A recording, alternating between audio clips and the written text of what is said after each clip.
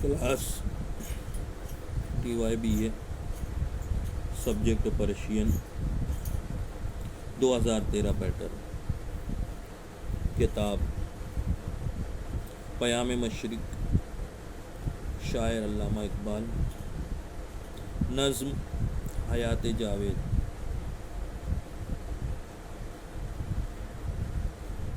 हयात यानी ज़िंदगी, जावेद दायमी, हमेशा के लिए। हयात जावेद हमेशा की ज़िंदगी, दायमी ज़िंदगी या अबदी ज़िंदगी। शायर मशरिक अल्लामा इकबाल ने इस नज़्म में अबदी ज़िंदगी हासिल करने का तरीक़ा बताया। अबदी ज़िंदगी यानी हमेशा की ज़िंदगी, किस तरीक़े से एक इंसान, हालांकि इंसान फ़ानी है, उसके बावजूद इकबाल यहाँ पर बताते हैं कि एक इंसान किस तरीक़े से अबदी ज़िंदगी हासिल कर लेता है।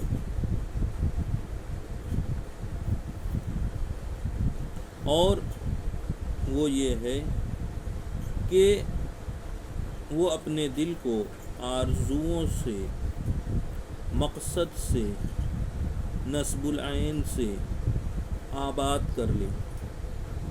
अगर किसी इंसान के दिल में कोई आरज़ू है, कोई ख्वाहिश है, कोई उमंग है, कोई तमन्ना है और वो उसके हासिल करने के लिए जद्दोजहद कर रहा है, कोशिश कर रहा है, तगोदो कर रहा है, तो फिर इसका मतलब ये है कि वो हयात जावेद हासिल कर सकता है।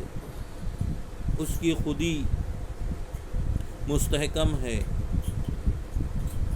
इस मौजू पर अल्लामा इकबाल ने असरार खुदी में भी इजहार ख़याल किया है। कहते हैं ज़िंदगी दर जुस्तजू पोशीदा अस्त, ज़िंदगी दर जुस्तजू पोशीदा अस्त, असले ऊ दर आरज़ू पोशीदा अस्त। ज़िंदगी क्या है? जुस्तजू में पोशीदा है, तलाश में पोशीदा है, तगोदो में पोशीदा है और असले ऊ दर आरज़ू पोशीदा अस्त। ज़िंदगी की असल आरज़ू में है, ख्वाहिश में है, तमन्ना में है, खूब से खूबतर की तलाश में है। अगर इंसान मुतमईन होकर के बैठ जाता तो आज जिस मकाम पर है उस मकाम पर कभी भी नहीं पहुंच पाता। इसी चीज़ को अल्लामा इकबाल इस नज़्म में बयान कर रहे हैं, एक दूसरे अंदाज में, दूसरे अल्फाज में। आइए देखते हैं नज़्म हयात जावेद। गुमा मबर के बपायान रसीद कारे मुग़ा, हज़ार बादे नाखूरदा दर रगे तात अस्त।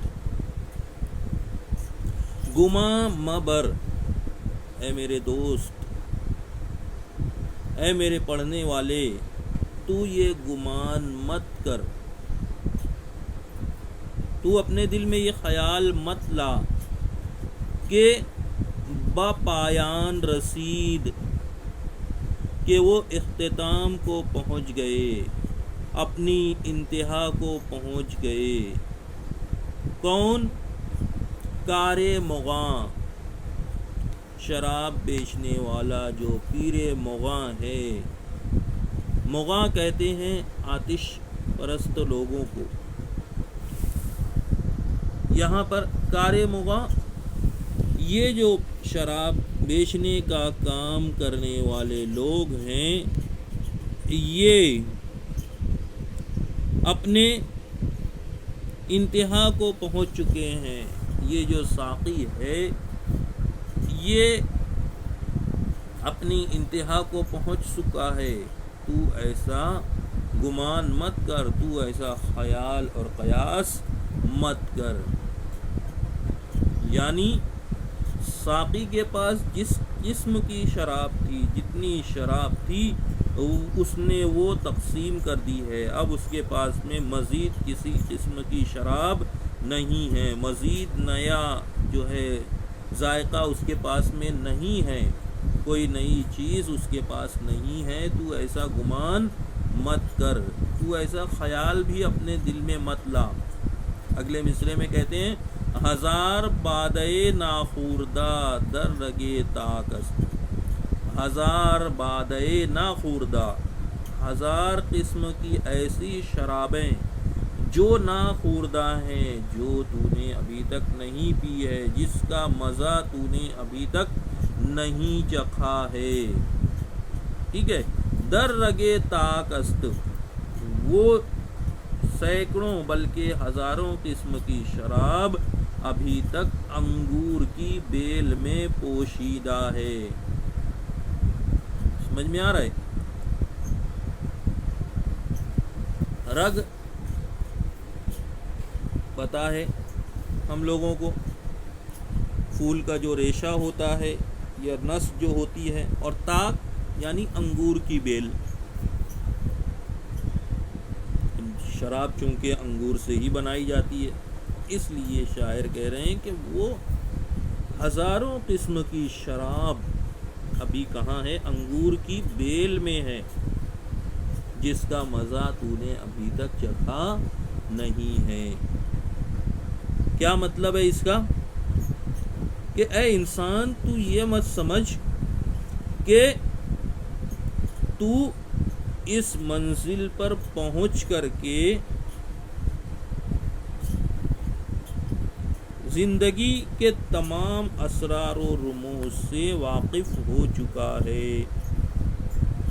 تو نے ہوائی جہاز بنا لیے، تو نے جو ہے سمندر کے اندر سفر کرنے والی سواریاں بنا لی، جن کو پنڈبیاں کہا جاتا ہے۔ تو نے پہاڑوں کو جو ہے وہ کاٹ کر کے راستے بنا لیے، اور بھی بہت ساری ایجادات تو نے کی ہیں، بہت ترقی کی ہے، لیکن یہ مت سمجھ کہ یہ تیری ترقی کی انتہا ہے، معراج ہے، یہ ترقی کی کا جو ہے آخری کنارہ ہے، اب تو اس کے آگے نہیں بڑھ سکتا، اس سے آگے نہیں جا سکتا، بلکہ سن، ابھی تیری زندگی میں بہت ساری منازل باقی ہیں، تیری زندگی کا ایک طویل سفر ابھی باقی ہے، کائنات کے ایسے بے شمار راز ہیں جن سے تو اب تک واقف نہیں ہے۔ اے انسان، تجھے کیا کرنا ہے؟ ان رازوں سے بھی پردہ اٹھانا ہے، ان رازوں کو بھی جاننا ہے کہ وہ کیا راز ہیں۔ سمجھ میں آ رہا ہے؟ یہاں پہ مثال جو ہے علامہ اقبال نے دی ہے، لیکن ان کا مقصد کیا ہے، وہ کیا بتا رہے ہیں کہ اللہ تعالیٰ نے اے انسان تجھے جو اتنا عروج بخشا ہے، یہ تیرے عروج کی انتہا نہیں ہے، تیرے عروج کی آخری حد نہیں ہے، بلکہ اس کے آگے بھی ابھی بہت ساری منازل تجھے طے کرنی ہے۔ چاند پر پہنچ کر کے تو خوش ہے، ٹھیک ہے، لیکن تو مطمئن مت ہو جا، کیونکہ تجھے ابھی آگے کا سفر طے کرنا ہے۔ اگلا دیکھتے ہیں، اگلا شعر: چمن خوش است و لیکن چوں غنچہ ناتواں زیست، قبائے زندگیش از دم صبا چاک است۔ چمن خوش ہے، لیکن جو غنچہ ہے وہ غنچے کی طرح زندہ نہیں رہ سکتا، ٹھیک ہے۔ چمن خوش ہے، لیکن وہ جو غنچہ ہوتا ہے اس غنچے کی طرح زندگی نہیں گزار سکتا۔ قبائے زندگیش از دم صبا چاکست، زندگی کی جو قبا ہے، اس کی زندگی کی جو قبا ہے وہ صبا کی وجہ سے کیا ہو چکی ہے؟ چاک ہو چکی ہے۔ سمجھ میں آئی بات؟ کس طریقے سے کہ اے انسان تو اپنی زندگی چمن خوش، تو خوش ہے اس دنیا کے اندر اتنی ترقی کر کے، پوری دنیا خوش ہے کہ ہم چاند پر پہنچ گئے، اب ہم مریخ پر پہنچنے کی تیاری کر رہے ہیں، اس پر ساری دنیا خوش ہے، لیکن تو جو ہے وہ غنچے کی طرح زندگی کو بسر مت کر۔ تو زندہ نہیں رہ سکتا، اگر تو مطمئن ہو گیا تو غنچہ جو ہے کھل کر کے پھول بن کے مطمئن ہو جاتا ہے، اور پھر کیا ہوتا ہے کہ ہوا کا ایک جھونکا آتا ہے اور وہ بکھر کر کے رہ جاتا ہے، اس کی پتیوں کو، اس کی زندگی کو منتشر کر دیتا ہے۔ قبائے زندگیش از دم صبا چاکست، اور پھر کیا کرتی ہے ہوا جو ہے اس کی زندگی کی قبا کو کیا کرتی ہے؟ چاک کر دیتی ہے، پھاڑ دیتی ہے، اس کی زندگی ختم ہو جاتی ہے۔ تو اے انسان تو بھی کیا کر، غنچے کی طرح کمزور زندگی مت گزار، ایک عارضی زندگی مت گزار۔ چند غنچہ جو ہے ایک تبسم کے لیے کھلتا ہے۔ اے غنچے، کسی نے کہا تھا کہ اے غنچے تیری زندگی پہ دل ہلتا ہے کہ تو بس ایک تبسم کے لیے کھلتا ہے، کتنی مختصر سی زندگی غنچے کی ہوتی ہے۔ اے انسان تو اس طریقے سے زندگی مت گزار کہ تیرے اس دنیا سے کوئی بھی آئے اور کیا کرے، تجھے مٹا دے، تجھے ختم کر دے، نہیں، بلکہ تو اپنی خودی کو کیا کر، مستحکم کر، تو اپنی خودی کو پہاڑ کی طرح مضبوط کر لے۔ کیوں؟ کیونکہ اگر تو حیات جاوید چاہتا ہے، اگر تو ابدی زندگی چاہتا ہے، اگر تو چاہتا ہے کہ میں اس دنیا میں نہ رہوں لیکن میرا نام زندہ رہے، تو اپنے دل کو آرزو سے آباد کر لے، اپنے دل میں آگے بڑھنے کی طلب اور تڑپ پیدا کر لے، اور اپنی خودی کو کیا کر، پہاڑ کی طرح مضبوط کر لے۔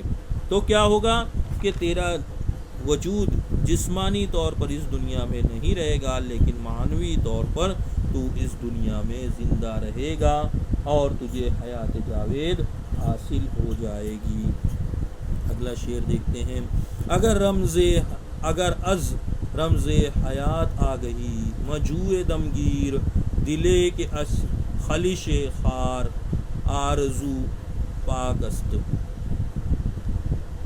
اے انسان، اگر تو زندگی کے رازوں سے، زندگی کی پہلیوں سے آگہی چاہتا ہے، واقفیت چاہتا ہے، باخبر رہنا چاہتا ہے، تو پھر کیا کر، مجوع دمگیر، تو پھر تھک کر کے مت بیٹھ، پھر جو ہے آرام کی خواہش مت کر۔ دم یعنی سانس لینا، دم گیر، سانس مت لے، یعنی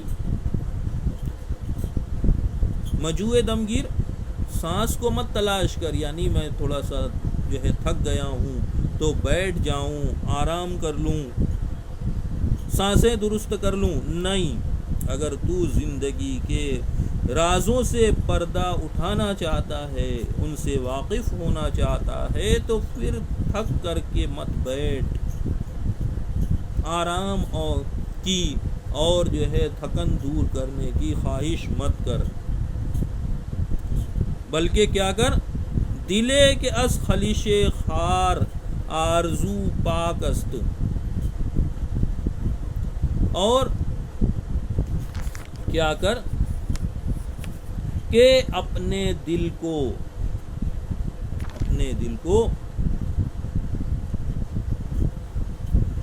آرزو کی خلش سے پاک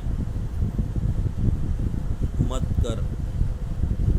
وہ دل جو آرزو کی خلش سے، آرزو کی چبھن سے پاک ہوتا ہے، پھر وہ زندگی کی آگہی حاصل نہیں کر سکتا، زندگی کے راز کو حاصل نہیں کر سکتا۔ وہ دلے کے از خلش خار آرزو پاکست، پھر ایسا دل جو آرزو کی نعمت سے محروم ہوتا ہے، جس میں کوئی آرزو اور خواہش اور تمنا اور امنگ اور جوش اور جذبہ نہیں ہوتا ہے، تو وہ پھر زندگی کے رموز حیات کو نہیں جان سکتا۔ ٹھیک ہے؟ اے انسان، تو اپنے دل کو آرزوؤں سے مالا مال کر، تو اپنی خودی کو مستحکم کر۔ اگر تو چاہتا ہے کہ تو حیات جاوید حاصل کرے، تو پھر اس چیز کو کر، اس کام کو کر جو میں تجھے کہہ رہا ہوں۔ ٹھیک ہے؟ اگلا جو شعر ہے اس میں اقبال کہتے ہیں، بخود خزیدہ وہ محکم چوں کوہساران زی، چوں خس مزی کہ ہوا تیز وہ شعلہ بے باک است۔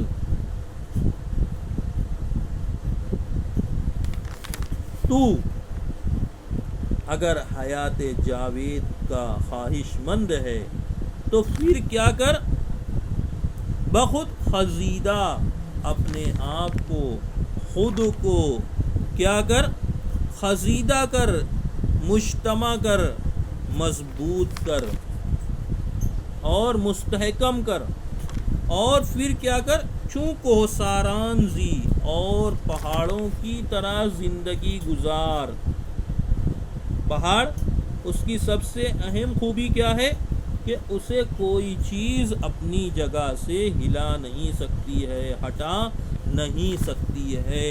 اے انسان، تو بھی اپنی خودی کو اس طریقے سے مستحکم کر لے کہ کیسے بھی حالات آ جائیں، تو اپنی جگہ پر، اپنی آرزو پر کیا رہے؟ جم کر کے، ڈٹ کر کے کھڑا رہے۔ اتنی مضبوط کر لے تو اپنی خودی کو